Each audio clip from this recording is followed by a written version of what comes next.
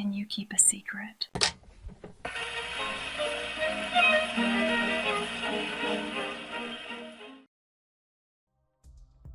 Chapter 24.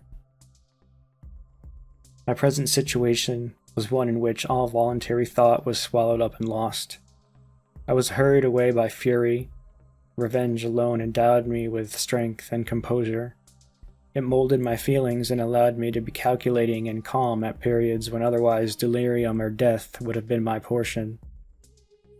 My first resolution was to quit Geneva forever. My country, which when I was happy and beloved, was dear to me, now in my adversity became hateful. I provided myself with a sum of money, together with a few jewels which had belonged to my mother, and departed. And now my wanderings began, which are to cease but with life. I have traversed a vast portion of the earth and have endured all the hardships which travelers in deserts and barbarous countries are wont to meet. How I have lived I hardly know. Many times I have stretched my failing limbs upon the sandy plain and prayed for death, but revenge kept me alive. I dared not die and leave my adversary in being. When I quitted Geneva, my first labor was to gain some clue by which I might trace the steps of my fiendish enemy. But my plan was unsettled, and I wandered many hours round the confines of the town, uncertain what path I should pursue. As night approached, I found myself at the entrance of the cemetery where William, Elizabeth, and my dearest father reposed. I entered it and approached the tomb which marked their graves. Everything was silent except the leaves on the trees, which were gently agitated by the wind. The night was nearly dark, and the scene would have been solemn and affecting even to an uninterested observer. The spirits of the departed seemed to flit around and cast a shadow, which was felt but not seen, around the head of the mourner. The deep grief which this scene had at first excited quickly gave way to rage and despair. They were dead, and I lived. Their murderer also lived, and to destroy him I must drag out my weary existence. I knelt on the grass and kissed the earth, and with quivering lip exclaimed, "By the sacred earth on which I kneel, by the shades that wander near me, by the deep and eternal grief that I feel, I swear, and by thee, O night, and the spirits that preside over thee, to pursue the demon who caused this misery, until sun and tread the green herbage of earth, till he or I shall perish in mortal conflict.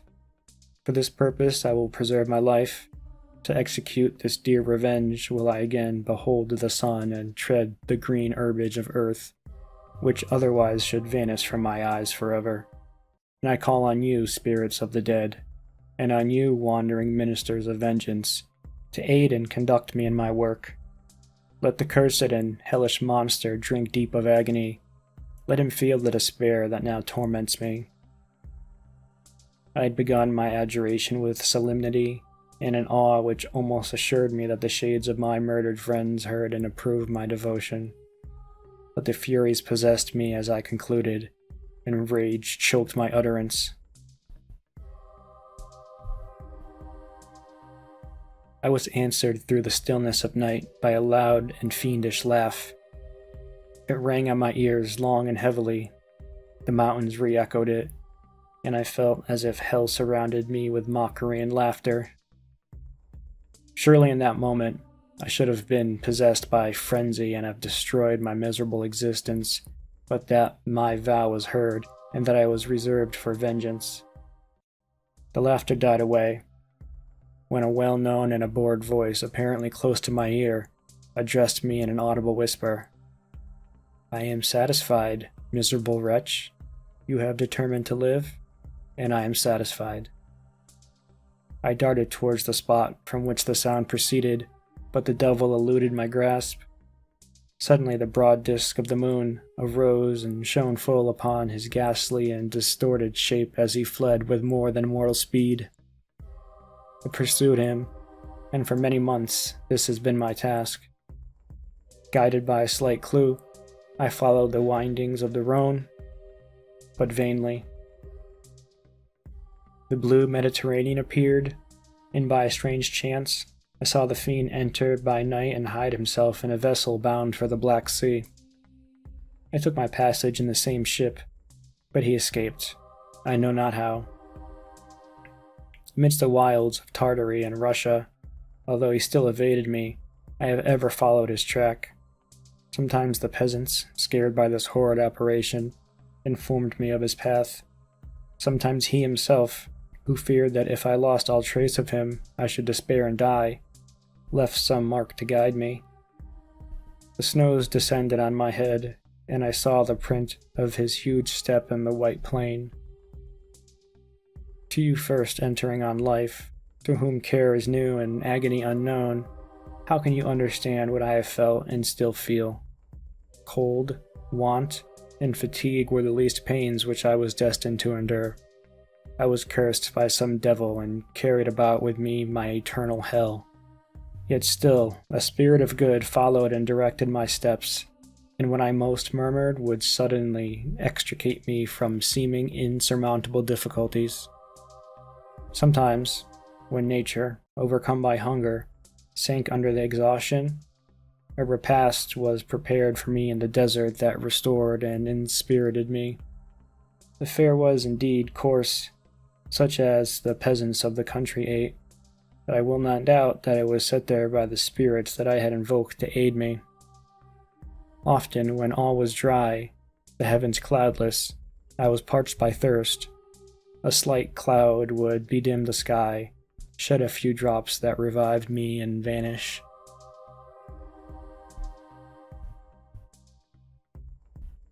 I followed, when I could, the course of the rivers, but the demon generally avoided these, as it was here that the population of the country chiefly collected. In other places human beings were seldom seen, and I generally subsisted on the wild animals that crossed my path. I had money with me, and gained the friendship of villagers by distributing it, or I brought with me some food that I had killed, which, after taking a small part, always presented to those who had provided me with fires and utensils for cooking. My life, as it passed thus, was indeed hateful to me, and it was during sleep alone that I could taste joy. O blessed sleep! Often, when most miserable, I sank to repose, and my dreams lulled me even to rapture. The spirits that guarded me had provided these moments, or rather hours of happiness, that I might retain strength to fulfill my pilgrimage. Deprived of this respite, I should have sunk under my hardships. During the day I was sustained and inspirited by the hope of the night, for in sleep I saw my friends, my wife, my beloved country. Again I saw the benevolent countenance of my father, heard the silver tones of my Elizabeth's voice, and beheld Clerval enjoying health and youth. Often, when wearied by toilsome march, I persuaded myself that I was dreaming until night should come, and that I should then enjoy reality in the arms of my dearest friends. What agonizing fondness did I feel for them? How did I cling to their dear forms, as sometimes they haunted even my waking hours, and persuade myself that they still lived. At such moments, vengeance that burned within me died in my heart, and I pursued my path towards the destruction of the demon more as a task enjoined by heaven, as the mechanical impulse of some power of which I was unconscious, than as the ardent desire of my soul. What his feelings were whom I pursued I cannot know. Sometimes, indeed, he left marks in writing on the barks of trees, or cut in stone, that guided me and instigated my fury. My reign is not over yet. These were words legible in one of these inscriptions. You live, and my power is complete. Follow me.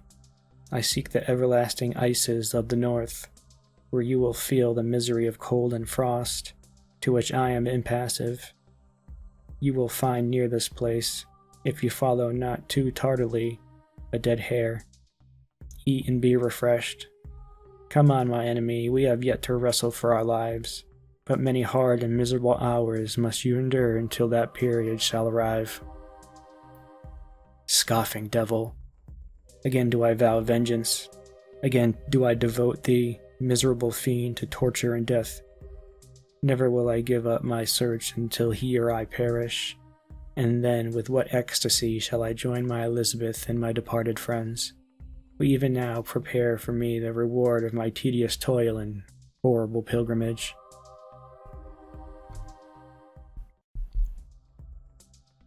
As I pursued my journey to the northward, the snow thickened and cold increased in a degree almost too severe to support. The peasants were shut up in their hovels, and only a few of them hardly ventured forth to seize the animals whom starvation had forced from their hiding places to seek for prey. The rivers were covered with ice, and no fish could be procured, and thus I was cut off from my chief article of maintenance. The triumph of my enemy increased with the difficulty of my labors. One inscription that he left in these words: "Prepare, your toils only begin. Wrap yourself in furs and provide food, for we shall soon enter upon a journey where your sufferings will satisfy my everlasting hatred."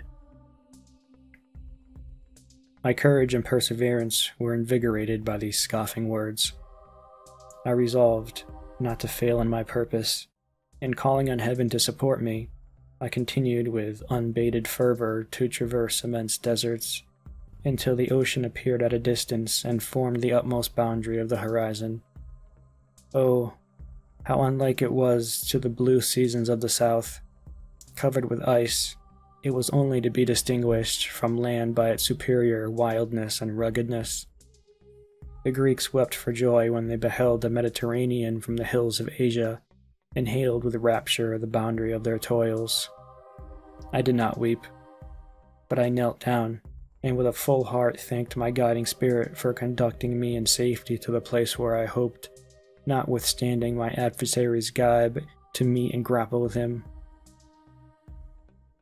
Some weeks before this period I had procured a sledge and dogs, and thus traversed the snow with inconceivable speed. I know not whether the fiend possessed the same advantages, but I found that, as before I had daily lost ground in the pursuit, I now gained on him. So much that when I first saw the ocean, he was but one day's journey in advance, and I hoped to intercept him before he should reach the beach. With new courage, therefore, I pressed on, and in 2 days arrived at a wretched hamlet at the seashore. I inquired of the inhabitants concerning the fiend and gained accurate information. A gigantic monster, they said, had arrived the night before, armed with a gun and many pistols, putting to flight the inhabitants of a solitary cottage through fear of his terrific appearance.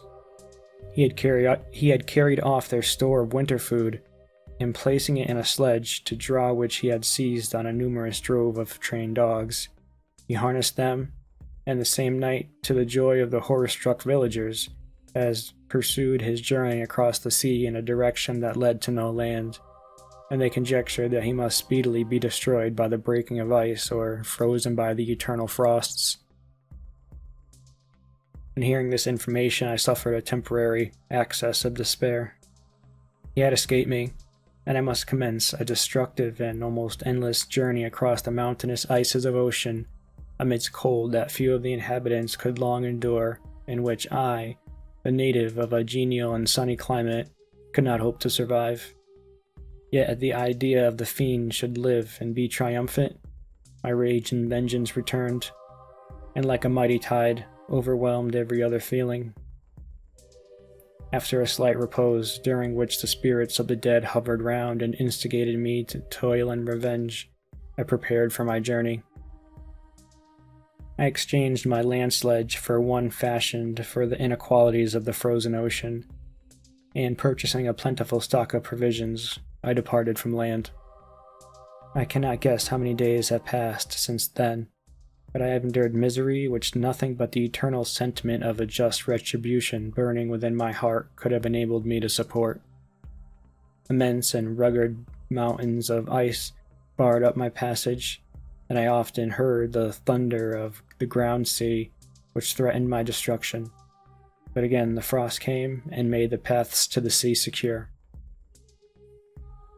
By the quantity of provision which I had consumed, I should guess that I had passed 3 weeks in this journey, and the continual protraction of hope returning back upon the heart often wrung bitter drops of despondency and grief from my eyes. Despair had indeed almost secured her prey, and I should soon have sunk beneath this misery. Once, after the poor animals that conveyed me had with incredible toil gained the summit of a sloping ice mountain, and one, sinking under his fatigue, died, I viewed the expanse before me with anguish, when suddenly my eye caught a dark speck upon the dusky plain.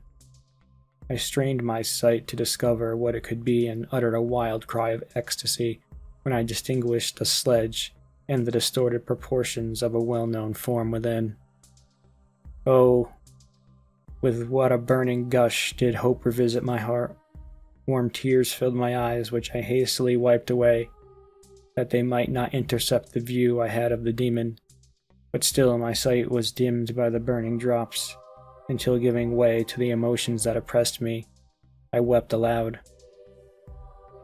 But this was not the time for delay. I disencumbered the dogs of their dead companion, and gave them a plentiful portion of food, and after an hour's rest, which was absolutely necessary, and yet which was bitterly irksome to me, I continued my route. The sledge was still visible, nor did I lose sight of it except at the moments, for when a short time some ice rock concealed it in intervening crags. I indeed perceptibly gained on it, and when, after nearly 2 days' journey, I beheld my enemy at no more than a mile distant, my heart bounded within me. But now, when I appeared almost within grasp of my foe, my hopes were suddenly extinguished, and I lost all trace of him more utterly than I had ever done before. The ground sea was heard. The thunder of its progress, as the waters rolled and swelled beneath me, became every moment more ominous and terrific. I pressed on, but in vain. The wind arose, the sea roared, and as with the mighty shock of an earthquake, it split and cracked with tremendous and overwhelming sound. The work was soon finished. In a few minutes the tumultuous sea rolled between me and my enemy, and I was left drifting on a scattered piece of ice that was continually lessening and thus preparing for me a hideous death. In this manner many appalling hours passed. Several of my dogs died, and myself was about to sink under the accumulation of distress, when I saw your vessel riding at anchor and holding forth to me hopes of succor and life. I had no conception that vessels ever came so far north, and was astounded by the sight. I quickly destroyed part of the sledge to construct oars, and by these means was enabled, with infinite fatigue, to move my ice raft in the direction of your ship. I had determined, if you were going southwards, still to trust myself to the mercy of the seas, rather than abandon my purpose. I hoped to induce you to grant me a boat to which I could pursue my enemy, but your direction was northwards. You took me on board, where my vigor was exhausted, and I should soon have sunk under my multiplied hardships into a death which I still dread, for my task is unfulfilled. Oh, when will my guiding spirit, in conducting me to the demon, allow me the rest I so much desire, or must I die, and he yet live? If I do, swear to me, Walton, that he shall not escape, that you shall seek him and satisfy my vengeance and his death. And do I dare to ask you to undertake my pilgrimage, to endure the hardships that I have undergone? No, I am not selfish. Yet, when I am dead, if he should appear, if the ministers of vengeance should conduct him to you, swear that he shall not triumph over my accumulated woes and survive to add to the list of his dark crimes. He is eloquent and persuasive, and once his words had ever power over my heart, but trust him not. His soul is as hellish as his form, full of treachery and fiend-like malice. Hear him not. Call on the names of William, Justine, Clerval, Elizabeth, my father, and of the wretched Victor, and thrust your sword into his heart. I will hover near and direct the steel aright.